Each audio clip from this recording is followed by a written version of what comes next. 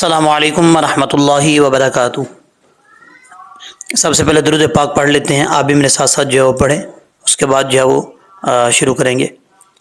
अल्लाहुम्मा सल्ली अला मुहम्मदिन व अला आलि मुहम्मदिन कमा सल्लैता अला इब्राहीम व अला आलि इब्राहीम इन्नका हमीदुम मजीद। अल्लाहुम्मा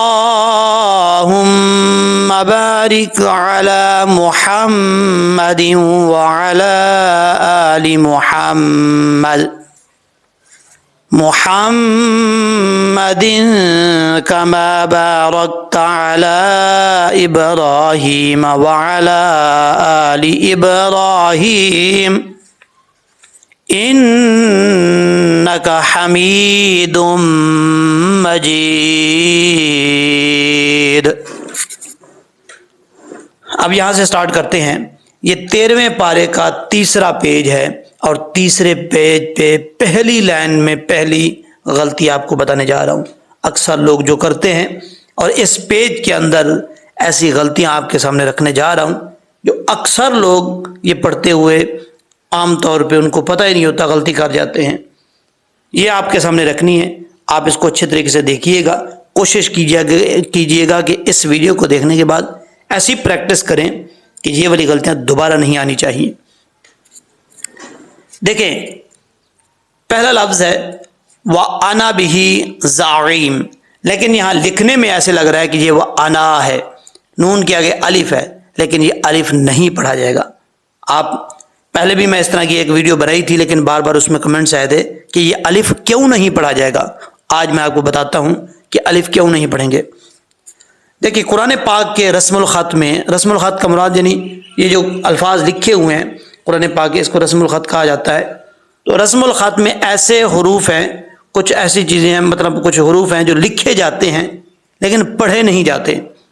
और जहाँ तक ये अलिफ की बात है, ये मरफू मंसूब, ये ग्रामर के लिहाज से देखा जाता है कि ये अलिफ पढ़ेंगे या नहीं पढ़ेंगे। लेकिन आप सिर्फ इतना याद रखें कि ये अलिफ नहीं पढ़ा जाएगा। अगर ग्रामर में जाएंगे तो आपको एक लंबा टाइम लग जाएगा। कोई याद करना चाहता है, मोस्ट वेलकम, कोई प्रॉब्लम नहीं है।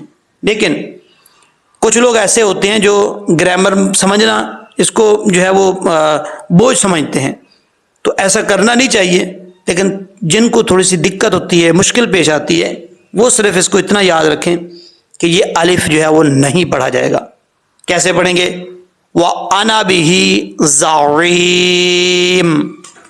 इसके बाद है क़ालू तल्लाहि। अब यहाँ पर ता के बाद जो अलिफ है, इस अलिफ को भी नहीं पढ़ेंगे। लाम के साथ जब अल्लाह के लाम के साथ मिलाएंगे तो यहाँ पर अलिफ जो है वो गिर जाएगा, बीच में लाम है वो भी गिर जाएगा। इसके बाद ये गलती है जो अक्सर लोग करते हैं, यहाँ पर हमज़ा जो है वो साकिन है, लफ्ज़ मा जिना, और यहाँ पर अक्सर लोग गलती करते हैं, तो झटका तो देते हैं लेकिन साथ साथ कलकला भी कर जाते हैं। झटका दे के पढ़ना है लेकिन कलकला नहीं करना। कैसे पढ़ेंगे? मा जी ना। अगर आप पढ़ते हैं जे ना या जी ना तो ये गलत है, दोनों तरीके ये गलत है। जी ना लिनुफ़सिदा। अब इसके बाद है, यहाँ पर देखें दूसरी लाइन में ये मद है। इस मद को मद मुत्तसिल कहा जाता है। मुत्तसिल का माना होता है मिला हुआ, यानी हर्फ मद के बाद जहाँ पर मद मुत्तसिल हो वहाँ पर हर्फ मद के बाद हमज़ा उसी कलमा में आता है, उसी लफ्ज़ में आता है, इसलिए इसको मुत्तसिल कहा जाता है। तो अब सवाल यह है कि यहाँ पे हर्फ मद क्या है। अक्सर लोग कंफ्यूज हो जाते हैं, परेशान हो जाते हैं कि हर्फ मद कौन सा है। ये हर्फ मद है। ये जो ज़ा के बाद अलिफ है, अलिफ हर्फ मद है। आपको मैंने कई दफ़ा ये चीज़ें बताई हैं कि हरूफ मद्दा कितने हैं। हरूफ मद्दा 3 हैं, अलिफ, वाव और या। अलिफ मद्दा कब होता है? अलिफ से पहले ज़बर हो तो अलिफ मद्दा होता है, वाव साकिन से पहले पेश हो तो वाव मद्दा होता है, या साकिन से पहले जेर हो तो या मद्दा होता है। और यहाँ पर अलिफ जो है वो मद्दा है, اس لیے اس کو حرف مد کہا جا رہا ہے۔ تو یہ حرف مد کے بعد ہم نے تعریف کیا پڑھی تھی، حرف مد کے بعد حمزہ اسی کلمہ میں ہو تو کیا ہوگا، مد متصل ہوگی۔ یہ مد ہے اس کے اوپر، اور حرف مد کے بعد حمزہ جو ہے وہ اسی کلمہ میں ہے۔ کیا؟ جزاؤہ، یہ ایک لفظ ہے، یہ ایک کلمہ ہے، اور اسی کلمے کے اندر جو ہے وہ حمزہ آ رہا ہے۔ یہ جو عین کی شکل میں حمزہ آپ کو نظر آ رہا ہے واو کے اوپر، ٹھیک ہے۔ اگر یہ حمزہ اس لفظ میں نہ ہوتا، ان کے بعد ہوتا یا ان کے ساتھ ملا ہوا ہوتا، یا کنتم تو خیر بعد کی بات ہے، ان کے ساتھ ملا ہوتا تو پھر یہ مد متصل نہیں ہونی تھی، یہ پھر مد منفصل ہونی تھی۔ اس چیز کا آپ نے خاص خیال رکھنا ہے۔ تو یہ مد متصل ہے، اس کی مقدار یعنی اس کو آپ نے 5 الف کے برابر لمبا کر کے پڑھنا ہے۔ کیسے؟ جزاؤہ ان۔ اب اسی طریقے سے یہاں پر بھی مد متصل ہے، یہاں پر بھی مد متصل ہے، 5 الف کے برابر اس کو لمبا کیا جائے گا۔ ان چیزوں کا آپ نے خاص خیال رکھنا ہے اور اچھے طریقے سے پڑھنا ہے، تاکہ یہ والی مسٹیک تو کم از کم نہ آئے لوگوں کو۔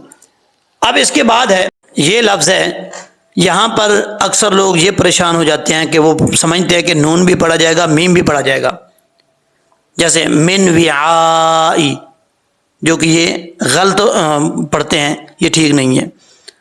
تو ٹھیک پڑھنے کے لیے آپ نے اس چیز کا خاص خیال رکھنا ہے یہاں پر، کیونکہ ادغام یرملون ہو رہا ہے، نون ساکن کے بعد واو آ رہا ہے جو کہ حروف یرملون میں سے ہے، اور یہاں پہ غنہ ہوگا، 1 الف کی مقدار غنہ کیا جائے گا۔ کیسے؟ میوں وی آئی، یہاں پر مد متصل بھی ہے، اس کو بھی 5 الف کے برابر لمبا کر کے پڑھیں گے۔ اور اسی طریقے سے اسی ہی لائن کے اندر ہے یہاں پر حمزہ ساکن۔ حمزہ ساکن کے بارے میں بار بار میں اس لیے بتاتا ہوں کیونکہ اکثر لوگوں کی یہی غلطی ہوتی ہے، وہ جھٹکا تو دیتے ہیں لیکن ساتھ کلکلا کر جاتے ہیں، یہ ایسا نہیں کرنا چاہیے۔ کیسے پڑھتے ہیں وہ؟ لیاخذا، ایسا نہیں پڑھنا، لیاخذا، ما کان لیاخذا۔ اب یہاں پر میں بات کرتا ہوں سمجھانے کے لیے، کچھ لوگ ہوتے ہیں نیگیٹو قسم کے، وہ پھر بیچ میں کمنٹ کرنا شروع کر دیتے ہیں کہ آپ لوگوں کی جو ہے وہ انسلٹ کر رہے ہیں۔ ایسا کچھ بھی نہیں ہے، اللہ تعالیٰ معاف کرے، اور نہ ہی اللہ تبارک و تعالیٰ نے میرا کوئی ایسا ذہن بنایا ہے اس طریقے سے کہ لوگوں کی انسلٹ کر رہا ہوں، ایسا کچھ بھی نہیں ہے۔ صرف سمجھانے کے لیے اگر بات کرتا ہوں تو اس بات کو اتنا اچھالا نہ کریں، آپ سب کی مہربانی ہوگی۔ اس کے بعد ہے یہ دیکھیں، یہ جو لفظ ہے یہاں پر بھی ادغام یرملون ہو رہا ہے، شر مکانا، 1 الف کی مقدار غنہ کریں گے کیونکہ را کے اوپر 2 پیش ہیں، 2 پیش کے بعد 2 پیش کی تنوین کے بعد میم آ رہا ہے، تو یہاں پہ ادغام یرملون ہوگا، غنہ ہوگا۔ اور یہاں پر سمجھنے والی بات ہے، آپ کو میں نے کئی دفعہ یہ بات بتائی ہے کہ جہاں پر جس لفظ کے اوپر آپ وقف کر رہے ہیں اس لفظ کے آخر میں 2 زبر اور آگے الف آ جائے تو وقف کرتے ہوئے 1 زبر کو الف بنا دیں گے، 1 زبر کو الف سے بدل دیں گے۔ عام لفظوں میں اگر میں آپ کو بتاؤں، سادہ لفظوں میں سمجھانے کے لیے، تو آپ یہ ذہن میں رکھیں کہ یہ جو آخر میں الف آ رہا ہے یہ الف پڑھا جائے گا۔ کیسے؟ یعنی اگر آپ ملا کے پڑھ رہے ہیں تو پھر نون کو واو سے ملائیں گے، پھر ادغام یرملون ہوگا، مکانا واللہ۔ اکثر لوگ کیا کرتے ہیں، وہ سمجھتے ہیں کہ یہ واو کے ساتھ ملا کے پڑھیں تب بھی ایسے ہی پڑھا جائے گا، مکانن واللہ، یہ غلط ہے، ایسا نہیں ہے۔ اگر ملا کے پڑھیں گے تو ادغام یرملون ہوگا، تو پھر پڑھا جائے گا مکانا واللہ، غنہ کیا جائے گا 1 الف کی مقدار۔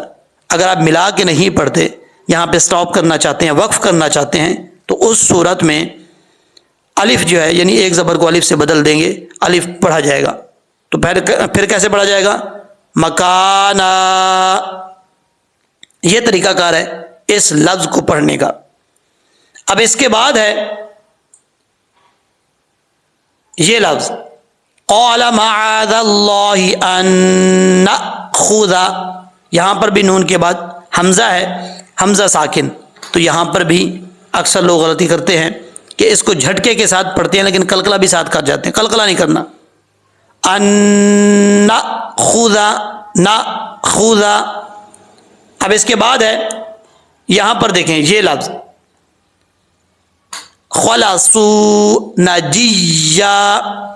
اب اس کو یہ وہی جو بات آپ کو میں نے پہلے بتائی ہے یہاں پر بھی وہی بات ہے کہ یا کے اوپر دو زبر ہے, آگے الف ہے.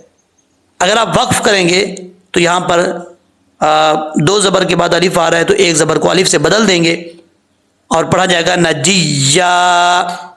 وقف نہیں کریں گے, ملا کے پڑھیں گے تو پھر یہاں پر اخفا ہوگا, نون تنوین کا اخفا, کیونکہ دو زبر کی تنوین کے بعد قاف آ رہا ہے حروف اخفا میں سے, تو یہاں پہ نون تنوین کا اخفا ہوگا, ایک الف کی مقدار جو ہے وہ غنہ کیا جائے گا. اس کے بعد ہے یہ پیج جو ہے اب ختم ہو رہا ہے. یہاں پر دیکھیں یہ مین لفظ ہے, اس کو آپ نے اچھے طریقے سے سننا ہے اور پریکٹس کرنی ہے. دیکھیں یہاں پر پہلے فا ہے, پھر را ہے, پھر تا ہے, پھر تا ہے. اب دیکھنا یہ ہے کہ یہ والا جو تا ہے گرین کلر میں آپ کو نظر آ رہا ہے جو کہ حروف مستعلیٰ میں سے ہوتا ہے, یہ پڑھا جائے گا یا نہیں پڑھا جائے گا. اگر آپ پڑھیں گے فرتم, یہ غلط ہے. اس کو ٹھیک کرنے کے لیے آپ کو کیا کرنا پڑے گا, ٹھیک پڑھنے کے لیے تاکہ اس غلطی سے جو وہ بچا جائے, تو پھر کیسے پڑھیں گے. تا جو حروف مستعلیٰ میں سے ہے اس کی کچھ صفات پہلے, کچھ جو ہے وہ صفات پہلے پڑھیں گے, اس کے بعد جو ہے وہ تا کو پڑھا جائے گا. کیسے, فرتم, یعنی پہلی جو آواز نکلے گی, پہلا جو ساؤنڈ آئے گا وہ فل ماؤتھ پڑھا جائے گا, یعنی موٹا پڑھا جائے گا, ایسے لگے کہ تو پڑھا جا رہا ہے. لیکن جب آگے سے اینڈ پہ آواز نکلے وہ تا کی نکلے, پھر جو ہے وہ کیونکہ ہم کنیکٹ کر رہے ہیں, ملا رہے ہیں تا کے ساتھ, تا بریک پڑھا جاتا ہے, تا حروف مستعلیٰ میں سے ہے, پر پڑھا جاتا ہے. تو ان دونوں میں فرق کرنا ہے. کیسے, فا ہجے کر کے بتا دیتا ہوں آپ کو. فا را زبر فر, را تا زبر رت, فرت تا میم پیش تم, فرتم فرتم, کیونکہ را کے اوپر زبر ہے را بھی پر پڑھا جائے گا. آگے تا بھی حروف مستعلیٰ میں سے ہے, یہ بھی پر پڑھا جاتا ہے. آگے جو تا ہے دو نقطوں والا یہ تا بریک پڑھا جاتا ہے. اس چیز کو خاص اپنے ذہن میں رکھ کے یہ چیز آپ نے پڑھنی ہے تاکہ یہاں پر غلطی نہ ہو. اس کے بعد ہے یہ دیکھیں حتی, یہاں پر بھی اکثر لوگ پڑھتے ہیں حتی, حتی نہیں پڑھنا. یہ جو ہا ہے جیم کی شکل میں ہا ہوتی ہے, یہ بریک پڑھی جاتی ہے. اس جہاں جس حلق سے یہ ادا ہوتی ہے اس حلق کا تعلق منہ کی طرف ہے, اس لیے اس کو بریک پڑھیں گے. ہا ہا, ہا تا زبر ہت, تا کھڑا زبر تا, حتی یا ذنالی. یہاں پر یا کے بعد الف نہیں ہے. کچھ لوگ سمجھتے ہیں کہ یہ الف ہے, الف نہیں ہوتا. الف آپ کو میں بتا رہا ہوں کہ الف کی نشانی ہے, الف جو ہوتا ہے وہ خالی ہوتا ہے. الف کے اوپر زبر, نیچے زیر, اوپر پیش کچھ بھی نہیں ہوتا. جب الف کے اوپر زبر آ جائے وہ حمزہ بن جاتا ہے.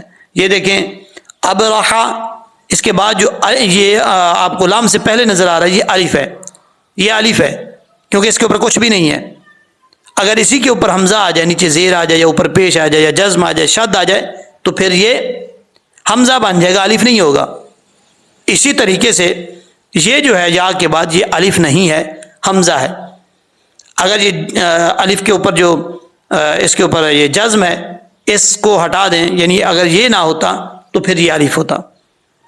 تو ہم اس کو کیسے پڑھیں گے, یا ذنالی او یحکم اللہ لی وہو خیر الحاکمین.